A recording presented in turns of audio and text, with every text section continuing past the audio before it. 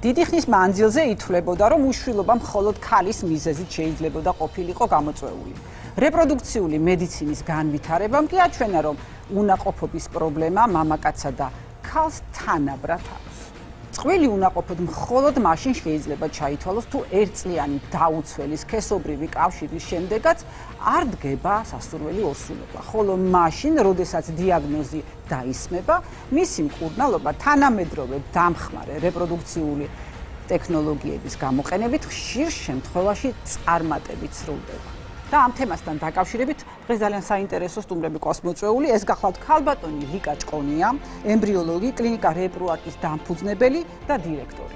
ბექა სიბაშვილი, უროლოგი, ანდროლოგი. ქალბატონო ლიკა, სანამ თქვენ შემოხვიდეთ სტუდიაში, ვცდილობდი გამეხმოვანებინა საზოგადოების აზრი, რომელიც ძალიან ხშირად საბრალდებო სკამზე ზუსტად ქალბატონებს სვამს უნაყოფობის მიზეზით. თქვენ კი თქვენს კლინიკაში დაინახეთ საჭიროება, რომ შექმნილიყო სწორედ მამაკაცთა უნაყოფობის განყოფილება. აბსოლუტურად მართალია ის აზრი, რომ თავიდან ეს ყოველთვის ქალის პრობლემა აღიქმებოდა, ხო? ეს იყო უხსოვარ დროსაც, უკვე როდესაც მეცნიერება განვითარდა, როდესაც რეპროდუქციული მედიცინაც საკმაოდ კარგ ფაზაში შევიდა განვითარების, რა ხდებოდა? მოდიოდა ქალი ექიმთან და მისი კვლევები მხოლოდ მას ვიკვლევდით.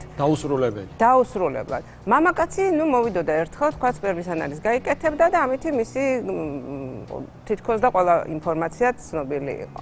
სინამდვილეს ესე არ არის, რა თქმა უნდა, ეს არის ორივე ადამიანის წყვილის პრობლემა. შესაძლებელი არის, რომ სრულიად ისეთმა ფაქტორმა განაპირობოს უნაყოფობა, რომელიც თუ არ ჩაეძია მამაკაცის ექიმი, ის არასოდეს არ იყოს ესე გამომზეურებული და ზემოთ წამოწეული. მამაკაცის უნაყოფობის კვლევები ბოლო წლებში წამოვიდა ესე ძალიან აქტიურად. სინამდვილეში ეს იყო უღრანი დღე. დღესაც საკმაოდ ბევრი საკითხი არის გასარკვევი მამაკაცის უნაყოფობის კუთხით, იმიტომ რომ ეს მაინც ახალი დარგია. 79 წელს დაიბადა პირველი ბავშვი ინვიტრო განაყოფიერებით, ხო? მას შემდეგ უკვე საკმაოდ სწრაფი ტემპით ვითარდება ეს დარგი. პირველი რევოლუციური ესეთი გარდატეხა მამაკაცის უნაყოფობის მკურნალობისთვის იყო ინტრაციტოპლაზმური სპერმის ინექცია. მოდით ეს აგიხსნით რა არის? კი. ინტრაციტოპლაზმური სპერმის ინექცია. კი, ამას ავხსნით ძალიან მარტივად, რომ ყველაფერი იქნება მათთვის გასაგებ ენაზე. ეს არის, ესე იგი, როდესაც მამაკაცის უნაყოფობასთან გვაქვს საქმე, ეს შესაძლებელია, რომ ჩვენ ხო ანალიზს როგორ ვაკეთებთ, მიკროსკოპში ვუყურებთ და ვხედავთ რა რაოდენობაა სპერმა და შემდეგ უკვე ხდება სპეციალური ფორმულით გამოთვლა თუ რა რაოდენობის სპერმა აქვს მამაკაცს. როდესაც არის ძალიან შემცირებული სპერმატოზოიდების რაოდენობა ეjakulaტში, ჩვენ ვიცით, რომ ბუნებრივად 50,000 სპერმა მაინც უნდა მივიდეს კვერცხუჯრედამდე, რომ მოხდეს განაყოფიერება და თუ ამდენი სპერმა არა გვაქვს, ზოგჯერ შეიძლება ერთეული სპერმატოზოიდი იყოს, საერთოდ მიკროსკოპში ჩანდეს და იმას დავზევთ, რომ ეს გამოვიყენოთ. სწორედ ესეთ შემთხვევაში, როდესაც ერთეული სპერმატოზოიდია, ჩვენ ამ სპერმატოზოიდს ვიღებთ პიპეტით და პირდაპირ შეყვავს კვერცხუჯრედში. როდესაც თქვენ ნახულობთ მიკროსკოპში სპერმატოზოიდს ერთეულია, ეს ხო მიკროსკოპში არ ჩანს ამ გენეტიკური მასალის სიკარგე. რა ტიპის გენეტიკური კვლევაც არ უნდა ჩავატაროთ ჩვენ იმ კონკრეტულ სპერმატოზოიდზე ჩვენ გენეტიკურ კვლევას ვერ ჩავატარებთ. ეს არის პროცენტულად შეგვიძლია ვთქვათ, რომ ამ ეjakulaტში ან ამ მამაკაცს აქვს ესეთი მდგომარეობა. ჩვენ გვაქვს ესეთი სხვა ხრიკები გვაქვს. აბა გითხარით. მაყურებელმა გაიგოს ხრიკები. ეს არის მორფოლოგია, ანუ გარეგნულად როგორი არის სპერმატოზოიდი, ამას ვათვალიერებთ. სწორი ფორმიანი კუდი უნდა ქონდეს რაღაც გარკვეული და მკვირცხლად მოძრაობდეს. და უნდა მოძრაობდეს, რა თქმა უნდა, მაგრამ შეიძლება არც მოძრაობდეს და იმითით შეგვიძლია მივიღოთ. ამისთვის ხართ თქვენ რომ დასწრებოთ, ესე ვთქვათ, თქვენი ეს კანულა და სწორი მიმართულებით წაიყვანოთ. კი ბატონო. შემდეგი არის ქირურგიული ჩარევები ზოგადად, როდესაც არის და რა დროს დგება ამის აუცილებლობა? როდესაც მამაკაცს საერთოდ არ აქვს სპერმატოზოიდები ეjakulaტში. ანუ აზოოსპერმია, რასაც ქვია, დიახ. მაყურებელს რომ აუხსნათ, რა არის აზოსპერმია? აზოსპერმია არის ის მდგომარეობა, როდესაც სათესლეს სითხეში პრაქტიკულად არ არსებობს სპერმატოზოიდი იმისთვის, რომ მოხდეს კვერცხუჯრედის განაყოფიერება. და აი სწორედ ეს კითხვა გვაინტერესებს ჩვენ ბატონო ბექა, როგორ ვიქცევით ამ შემთხვევაში. და რატომ ხდება ეს? ეს პათოლოგია შეიძლება იყოს ორი ტიპის, ხო? ეს არის ობსტრუქციული და არაობსტრუქციული. ობსტრუქციული აზოოსპერმიის დროს ჩვენ მამაკაცის ორგანიზმში სპერმატოგენეზი მიმდინარეობს აქტიურად, ანუ სპერმის გამომუშავება, მაგრამ გარკვეული დაბკოლებების გამო, ბლოკირების გამო არ ხერხდება სპერმატოზოიდების გამოსვლა ეიაკულატში, ანუ სპერმალურ სითხეში. აი ეს გარკვეული რას ნიშნავს? მექანიკური დაზიანება ან და რატომ ხდება ეს პოსტინფექციური მექანიკური დაზიანება? მიზეზები მრავალი შეიძლება იყოს ამ მექანიკური აი დაზიანების. სამი ყველაზე გავრცელებული მიზეზი რომ უთხრათ ჩვენ მაყურებელს. ეს არის სქესობრივი გზით გამომდები დაავადების გაიგეთ შემთხვევაში მამაკაცებო? ანთებითი ინფილტრაციის ფონზე, კი ბატონო, ეს შეიძლება იყოს პოსტტრამვული ანთების შემთხვევაში და მესამეს რაც შეეხება შეიძლება იყოს გარკვეული გენეტიკური პათოლოგია, რომელიც არის ცისტური ფიბროზი, რომელსაც შეიძლება არ ახლდეს დეფერანტები, ანუ სპერმსავალი სადინრები. ჩამოთვლილი ამ ყველაზე ესეთი გავრცელებული მიზეზიდან ინფექციების აცილება ჩვენს მამაკაცებს თავისუფლად შეუძლიათ. ამიტომ გთხოვთ იქონიოთ მხოლოდ დაცული სექსი, ამისთვის არსებობს მრავალნაირი საშუალება. მე ვფიქრობ, რომ წყვილი, ოდესაც გადაწყვიტავენ, რომ შეუღლდნენ, ალბათ ეს უნდა იყოს წინა მოსამზადებელი პერიოდი, ელემენტარული კულტურა იმისთვის, რომ მოდი მეც გავეშინჯები, შენც გაეშინჯე, რა პერსპექტივა გვაქვს, რა შანსი გვაქვს სამომავლოდ, რომ ყავდეს ჯანსაღი და ჯანმრთელი მონაგარი. ჩვენი მოსაზრება ესეთია და ეს თანამედროვე მიდგომაც ესეთია მთელ მსოფლიოში, რომ ერთდროულად მოხდეს ქალის და მამაკაცის კვლევა. სწორედ ბექა და ბატონი შალვაჭოვლიძე, რომლებიც ჩვენთან მუშაობენ, გვეხმარებიან ამაში, რომ ერთდროულად ინტეგრირებულად როგორც ქალის ექიმი, ასე მამაკაცის ექიმი, ასე რომ ვთქვათ, ერთდროულად ერთიანად მიუდგნენ და ერთიანი მკურნალობის გზები დასახვონ. სწორედ ეს იყო ჩვენი მიზანი ამ განყოფილების გახსნის და ზოგადად მამაკაცის უნაყოფობის გამომწვევი პრობლემა შეიძლება იყოს Y ქრომოსომის მიკროდელეციაც. Y ქრომოსომაზეც ვისაუბროთ. თქვენ ახსენეთ და დაიბნება მაყურებელი. იმიტომ რომ მამაკაცები ისედაც ასეთი შიშრები ხართ, ექიმთან მიხსვა არ უყვართ. მით უმეტეს უროლოგთან არ უყვართ. მით უმეტეს იმის გამო რომ რაღაცა სექსუალური პრობლემები აქვს. თუმცა მოდი ესეც განვუმარტოთ, რომ ეს სექსუალური დისფუნქცია და სპერმის არქონა ერთმანეთთან კავშირში არ არის და მამაკაცური, ასე ვთქვათ, უნარჩვევები არანაირად არ არის მიზეზი აზოოსპერმიისა, ოლიგოსპერმიისა და უნაყოფობისა ზოგადად. თქვენ გამინდა ამის მოსმენა? მოკლედ ვიტყვი მეორე ტიპი არაობსტრუქციული აზოოსპერმია, რომელიც როსაც ჯირკვლებში არ ხდება. არაობსტრუქციული რას ნიშნავს უთხრათ? არაობსტრუქციული ნიშნავს იმას, რომ ზოგადად არ გვაქვს დაბრკოლება და შესაბამისად, როცა სპერმალურ სითხეში სპერმატოზოიდები არ გვაქვს, შესაბამისად თვითონ ჯირკვალში არის პრობლემა და არა სპერმსავალ გზებში. ჯირკვალში გვაქვს პრობლემა იმისა, რომ თვითონ სპერმატოგენეზი და სპერმის წარმოება დარღვეული არის. შესაბამისად, ამ პათოლოგიის დიაგნოსტირებისთვის ჩვენ გარკვეული სადიაგნოსტიკო საშუალებები გვჭირდება, როგორიც არის ჰორმონალური კვლევები და ასევე გენეტიკური კვლევები, ეს არის კარიოტიპირება და Y ქრომოსომის მიკროდელეციის ტესტი. გვეხმარება იმაში, რომ გავიგოთ ზოგადად ჯერ პირველ რიგში გამომწვევი მიზეზია არაობსტრუქციული აზოოსპერმიის და შემდგომში გვაქვს თუ არა საერთოდ შანსი, რომ ოპერაციული გზით ვიპოვოთ სპერმატოზოიდი. და ამისთვის რა ტიპის კვლევები ტარდება თქვენ სამედიცინო ცენტრში? ჩვენთან ერთ სივრცეში პაციენტს შეუძლია რომ ჩაიწეროს ყველა საჭირო გამოკვლევა. ეს იქნება ლაბორატორიული კვლევები თუ ინსტრუმენტული კვლევები და შესაბამისად ის გენეტიკური კვლევები, კარიოტიპირება და Y ქრომოსომის მიკროდელეციის ტესტი. შესაბამისად ამის შემდგომ ის მიკროქირურგიული და ქირურგიული ოპერაციები, რაც საჭიროა რომ ჩატარდეს და მივიღოთ სასურველი შედეგი და სპერმატოზოიდი მოვიპოვოთ.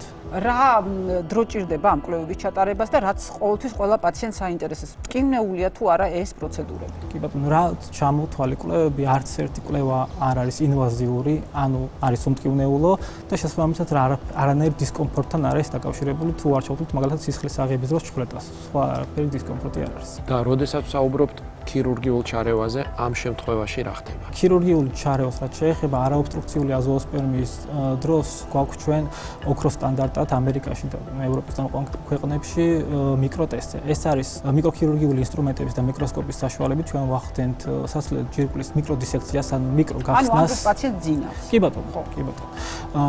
მიკროგახსნას ვახდენთ და შესაბამისად მიკროსკოპის ქვეშ ჩვენ ვათვალიერებთ იმ პარენქიმას, ანუ ქსოვილოვან ერთეულს, სადაც მიმდინარეობს სპერმატოგენეზი ან სპერმის გამომუშავება. შესაბამისად ეს ოპერაცია არის ძალიან მიკროტრამვული, ამოღებული ის მინიმალური ქსოვილი, შემდგომ გადაიგზავნება ემბრიოლოგიურ სამსახურში და ინტრაოპერაციულად ჩემი შეგვიძლია ვნახოთ გვაქვს თუ არა სპერმატოგენეზი იმ უბანში, სადაც ამოვიღეთ. დღევანდელ გადაცემაში გვყავს თქვენი ორი პაციენტი, რომლებიც თავის ისტორიას ყვებიან და ახლა თქვენთან ერთად მოусმინოთ და თქვენი აზრი და თქვენი კომენტარი მინდა ამ ორ ეპიზოდთან დაკავშირებით. ვარ 40 წლის, ჩემი მეუღლეა 39 წლის. ოჯახი 26 წლის ასაკში შევქმნით. როცა დაოჯახდით 2 წლის შემდეგ გვინდოდა რომ შვილები ყოლოდა, მაგრამ არ გამოვიდა ვინაიდან ჩემი მეუღლე სამკურნალო იყო, არ უსრულდებოდა, არ ფეხმძიმდებოდა ესე ვთქვათ. შემდეგ ვიარეთ ექიმებთან და აღმოჩნდა რომ ჩემი მეუღლე არაფერში უეში არ იყო, მე ვიყავი თვითონ სამკურნალო. ვიყავი უამრავ ექიმთან მედიკამენტოზური მკურნალობას ჩავიტარე, მაგრამ ყველაფერი ესე ვთქვათ უშედეგოდ. შემდეგ შემოთავაზეს დონორი და რაც ძალიან დიდ დისკომფორტს მიქმნიდა.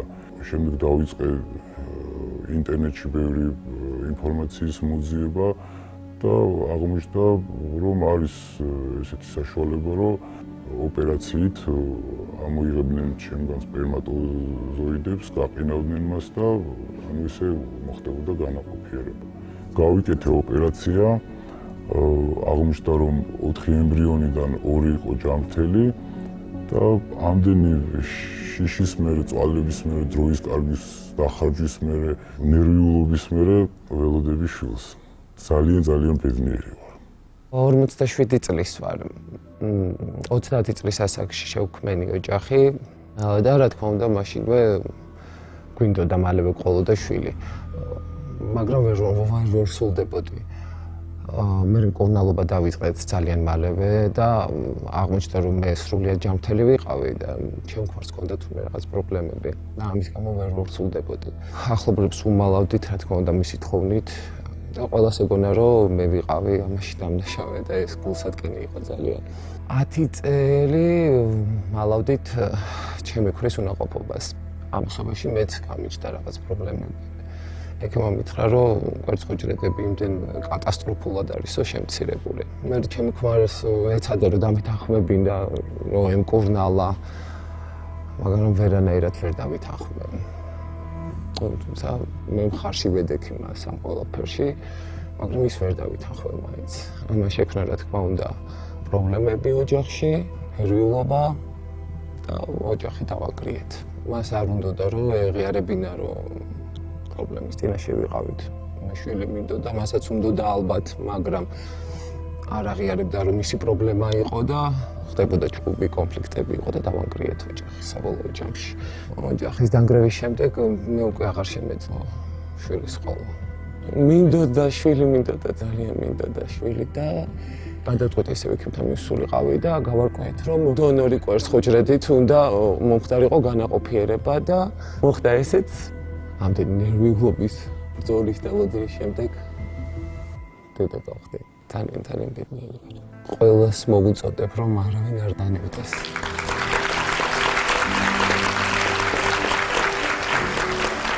არაჩვეულებრივი შედეგია. კარგია, როცა რაღაცა კარგად თარგდება რა. და დარწმუნებული ვარ ემოციურად რამხელა დატვირთვა აქვს ამას. როგორ ამხნევებთ ადამიანებს და ეს არის დიდი ბედნიერება, როდესაც ექიმს შეუძლია ხელი შეუწყოს პაციენტს. მით უმეტეს ისეთ საკითხში, როგორც არის შვილის მოვლენა ამ ქვეყნად. დიდი მადლობა. სხვათა შორის, როცა ეს ოპერაციული ტექნიკა დავნერგეთ ჩვენ კლინიკაში, ბევრმა პაციენტმა მოგმართა ამ დიაგნოზით და შესაბამისად ბევრს იმედი ჰქონდა გადაწურული, რომ არ შეეძლოთ ბავშვის ყოლა ამ დიაგნოზის გამო, ხო? ამ ოპერაციულმა ტექნიკამ მისცა ამ პაციენტებს იმის საშუალება, რომ ერთიორად გაზრდილიყო მათი შანსი და კიდევ ერთხელ გაუჩნდათ მამობის იმედი, ესე ვთქვათ. შესაბამისად ეს ოპერაციული ტექნიკა იმაზე მეტყოლებს, რომ ეს აქვს უკეთესი პროცენტული მაჩვენებელი წარმატებულობით და შესაბამისად ანუ ჩვენ გვირებსაც ეხება ეს, რასაც თქვენ ყვებით. რა თქმა კი ბატონო, კი. მოკლედ ვნახეთ ყველამ ეს პაციენტები და თქვენი ემოცია როგორც ექიმების მაინტერესებს ქალტონ ლიკა. თქვენ არიცით რა ხდება ხოლმე ამ დროს კლინიკაში, უცბად აღფრთოვანების სიცილი, ყვირილი, ტირილი, ერთდროულად ცრემლები, ეს არის აი რაღაცა არაჩვეულებრივი ემოცია არის მთელს კლინიკაში. ექიმი, ექთანი, სანიტარი ყველა ერთიანად ამას განიცდის და ერთიანად ხარობს. ეს რო არ იყოს თქვენ ხო კარგად იცით, რომ 100%-იანი არ არის ჩვენი მკურნალობა. ესეთი მომენტები რო არ არსებობდეს, ჩვენ ძალიან გაგვიჭირდებოდა ამ პროფესიაში ყოფნა. ბატონო ლიკა, იცით მე ჩემ თავზე მაქვს გამოვლილი 3 წელი შვილი არ მყავდა, რო გავთხოვდი. მე უშვილობის განცდაც გამოცდილი მაქვს და აი ეს ფეხმძიმობის სიხარულის განცდა უფრო მეტად მესმის პაციენტების. ნინო, ძალიან საინტერესო თემაზე ვსაუბრობ და ვფიქრობ დარბაზში ჩვენი სტუდენტები აი ესეთ ანთებული თვალებით ვიყურებენ და ერთი სული აქვთ რომ ჩაერთონ დისკუსიაში. აბა გთხოვთ. კითხვა მექნება ბატონ ბექასთან. ბატონო ბექა, მაინტერესებს ყველაზე ხშირი მდგომარეობა სტატისტიკურად მსოფლიოში თუ საქართველოში, რომელია, როდესაც ხდება მიკროქირურგის ჩართვა მამაკაცის უნაყოფობის მკურნალობაში. ბატონო, ეს მდგომარეობა როგორც აღნიშნე არის აზოოსპერმია, ანუ სეკრეტორული, არაობსტრუქციული აზოოსპერმია, შესაბამისად აქ გვჭირდება მიკროქირურგიული ჩარევა, რადგან ჩვენ ვაჩუქოთ მამაკაცის შანსი და რომ ყავდეს შვილი და ამოვიღოთ და მოვიპოვოთ სპერმატოზოიდები ჯირკვლებით. მოგესალმებით, მე მაინტერესებს, აი რა უპირატესობები და განსხვავებები აქვს ამ ოპერაციულ ტექნიკას სხვა, ანუ სტანდარტულ ტექნიკებთან შედარებით. ძალიან კარგი კითხვა. კი ბატონო, სტანდარტულ ტექნიკებთან შედარებით ჩვენ წარმატებულობის ხარისხი გვაქვს დაახლოებით 40-60%, ეს სხვა ოპერაციულ ტექნიკებთან შედარებით არის ორჯერ მეტი.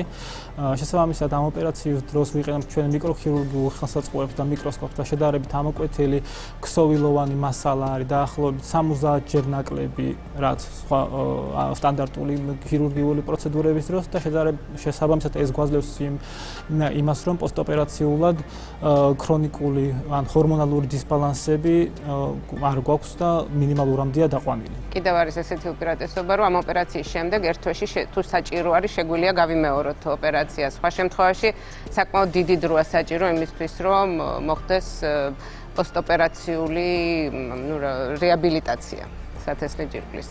რამდენი ხანი სჭირდება მამაკაცს ოპერაციის შემდგომ, რომ რეაბილიტაცია სრულად დასრულდეს და მას შეძლოს უკვე პირველი აღადგინოს სქესობრივი ცხოვრება და მეორე რამდენ ხანში დგება ოპერაციის შედეგის ხილვა, ანუ დაფეხმძიმების ალბათობა როდის დგება? ჩვენ რასაც ვაკეთებთ, ის გამოიყენება დამხმარე რეპროდუქციული ტექნოლოგიების დროს. ანუ ჩვენი მიღებული ოპერაციის შედეგად მიღებული მასალა, სპერმატოზოიდები, ჩვენ ამას ვიყენებთ ინვიტრო განაყოფიერებისთვის. ანუ ის ერთჯერადი ჩარევის მომენტი საშუალებას იძლევა, რომ რამოდენიმეჯერ ეს მასალა გამოყენებულ იქნას სხვადასხვა ინვიტრო პროცედურების ჩატარებისთვის. ეს ძალიან კარგია. და რა თქმა უნდა, ძალიან მნიშვნელოვანი ფაქტორი. ასაკი. იმის მიუხედავად, რომ ზოგადად ზრდასრულ მამაკაცი მთელი ზრდასრული ასაკის განმავლობაში მაინც წარმოშობს სპერმატოზოიდებს, ანუ სპერმატოგენეზი მიმდინარეობს, ასაკის მატებასთან ერთად რეპროდუქციული ხარისხი კლებულობს. შეიძლება იყოს გარკვეული ცვლილებები, მაგალითად მორფოლოგიაში, ან მოძრაობაში სპერმატოზოიდის და ასევე ეიაკულატის, ანუ სპერმალური სითხე მოცულობა დაიკლოს სხვა დაავადებების გამო, როგორიც არის ქრონიკული პროსტატის ადენომა. შესაბამისად, ასაკის მატებასთან ერთად ზოგადად მამაკაცს სჭირდება უფრო დიდი დრო, რომ მიაღწიოს სასურველ შედეგს და მოხდეს მეუღლის დაორსულება, ან პარტნიორის დაორსულება და შესაბამისად დიდია კავშირი მამაკაცის ასაკსა და მაგალითად სპონტანურ აბორტებს შორის, სხვადასხვა გენეტიკურ დაავადებებს და ნეიროკოგნიტიურ დაავადებებს შორის, როგორც არის მაგალითად აუტიზმი, შიზოფრენია. რას ურჩევთ წყვილებს და რას ურჩევთ მამაკაცებს? რას უნდა გაუფრთხილდე ყველაზე მეტად? ჯანმრთელობას პირველ რიგში აუცილებლად და არ უნდა დაკარგონ დიდი დრო თუ გადაწყვეტენ რომ მათ უნდათ შვილის ყოლა, დროულად უნდა ქმედება არის აუცილებელი ეს ოცნება ვერ აუსრულდეთ 1 წლის მანძილზე დაუცველი სექსუალური ცხოვრების დროს. უნდა მიმართონ პროფესიონალს. საინტერესო მომენტი მინდა რომ გიამბოთ, მამაკაც შეიძლება ნებისმიერ 3 თვეში ერთხელ, როდესაც ხდება ჩამოყალიბება სპერმატოზოიდის, რაღაცა გარკვეული პრობლემა შეექმნას და ამ სპერმატოზოიდს გენეტიკური პრობლემები შეექმნას, დაირღვეს დნმ-ი. როდესაც მოხდება განაყოფიერება, თუ ასეთი სპერმატოზოიდი მოხდა კვერცხუჯრედზე, კვერცხუჯრედს აქვს უნარი, რომ ეს დნმ-ი აღადგინოს. ქალბატონები, როგორ სხვანაირები, ჩვენი კვერცხუჯრედიც კი მოტივირებულია, რომ მამაკაცის შეცდომა უჯრედ დონეზეც კი გამოასწოროს. ანუ თუ უხარისხო სპერმატოზოიდი მოახერხებს და შეაღწევს კვერცხუჯრედამდე, კვერცხუჯრედს აქვს უნარი გამოასწოროს მამაკაცის ქრომოსომაში არსებული დეფექტი. ანუ მთელი ცხოვრება მერე თქვენთან ვალში ვართ, ხო? აბსოლუტურად დაბადების მეორე ვალიც ვიცი. დაბადების წამიდან კაცები არიან ქალებთან ვალში, თან გადაუხდელში. ნეკნი მაყურებელს კი შევახსენებ, რომ ჩვენი დღევანდელი გადაცემის სტუმრები იყვნენ ქართულ-ამერიკული კლინიკა რეპროარტის დამფუძნებელი და დირექტორი ქალბატონი ლიკა ჭყონია, ამავე კლინიკის ექიმი, უროლოგი, ანდროლოგი ბატონი ბექა სიბაშვილი.